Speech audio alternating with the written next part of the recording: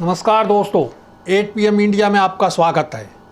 बिहार की राजधानी पटना से देश और मानवता को शर्मसार करने की घटना सामने आई, जहां एक महादलित महिला को निवस्त्र कर पीटने और उसके मुंह पर पेशाब करने की बर्बरतापूर्ण घटना को अंजाम दिया गया है।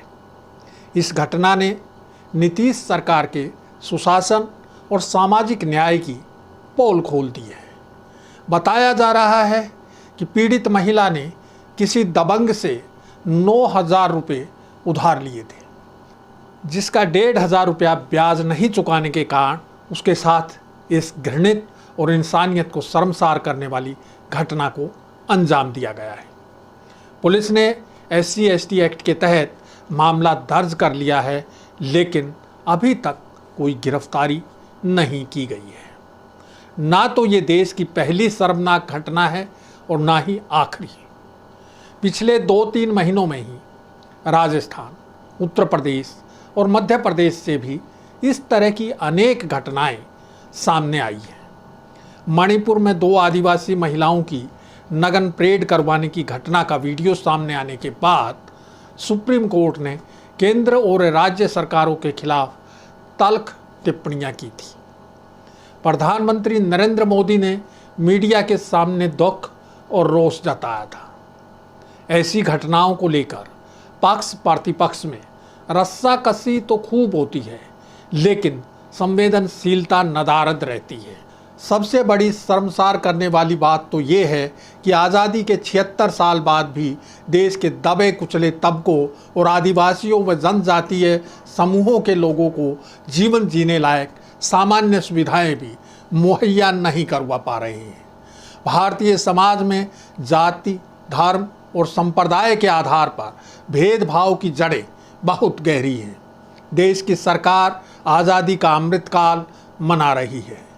प्रधानमंत्री 2047 तक देश को विकसित राष्ट्र बनाने का संकल्प दोहराते समय लाल किले की प्राचीर से महिलाओं को सम्मान देने की अपील करते हैं, जो उनके दर्द को बयां करती है।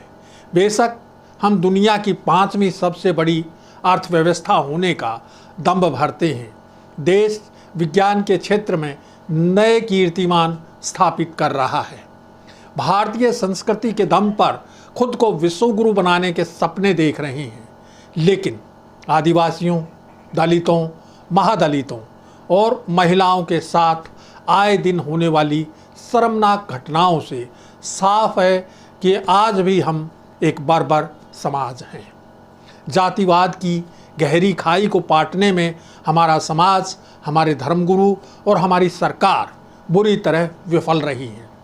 इस स्थिति के लिए जहां सदियों से हमारे समाज में व्याप्त ऊंच और नीच की भावना दोषी है, वहीं हमारा आज का राजनीतिक सिस्टम और सरकारें भी दोषी हैं। राजनीतिक दलों और नेताओं के लिए मानव समाज का हर वर्ग और समूह एक वोट बैंक से ज़्यादा कुछ नहीं है। उनकी सोच केवल जनता को बहला फुसलाकर सत्ता हासिल करने की है। कहने को हम दुनिया के सबसे बड़े लोकतांत्रिक देश के निवासी हैं, लेकिन हकीकत ये है कि हम घोर जातिवादी और संप्रदायवादी समाज हैं। जातिगत और धार्मिक आधार पर वोट देकर चुनी हुई सरकारों से सामाजिक न्याय और समानता की अपेक्षा करना ही बेमानी है। राजनीतिक लोग अपने स्वार्थ के चलते समाज को विभिन्न वर्गों में बांटकर रखना चाहते हैं। जातीय और सांप्रदायिक हितों के टकराव में उलझे लोग शिक्षा, चिकित्सा, रोजगार, समानता और जीवन उपयोगी अनिवार्य सुविधाओं के बारे में सोचना भी नहीं चाहते। उनके लिए अपना जातीय अभिमान व धार्मिक पहचान योजनाबद्ध रणनीति के तहत सर्वोपरि बना दी गई है। सरकार यदि वास्तव में देश को तरक्की के शिखर पर ले जाना चाहती है और विश्व की महाशक्ति बनाना चाहती है, तो सबसे पहले समाज में सबको बराबरी का अधिकार दिलवाने की दिशा में ईमानदारी से काम करना होगा।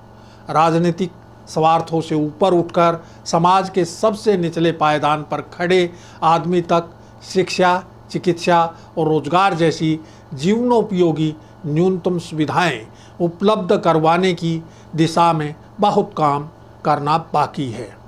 किसी भी वर्ग को महज वोट बैंक समझने की सोच को त्याग कर समाज में ऊंच नीच के भेदभाव को वास्तव में ख़त्म करने के लिए लोगों को जागरूक करना होगा।